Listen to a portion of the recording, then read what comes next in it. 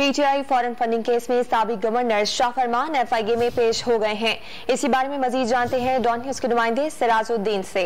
सिराज बताएगा, कुछ मालूम हुआ है, क्या सवालात किए गए हैं शाह फरमान से?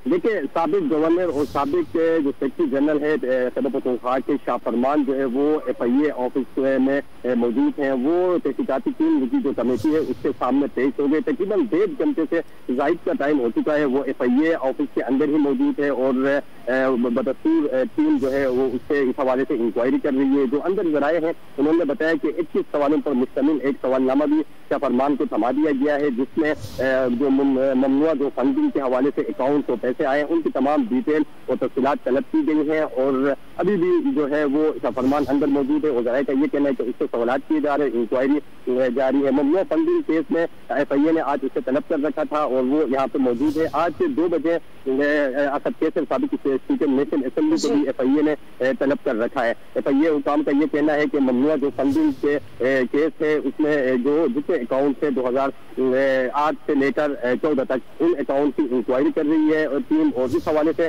जो मालूमात अकाउंट की डिटेल ली गई है। तकरीबन ये 28 लाख रुपए इस 2 अकाउंट से इन अकाउंट में ट्रांसफर हुए थे और इस वक्त के जो सदर और डिप्टी जनरल सेक्रेटरी जनरल थे उनसे तहकीकात कराई है इस हवाले से। सिराजुद्दीन, आप तफसीलात फराहम कर रहे थे, बहुत शुक्रिया आपका।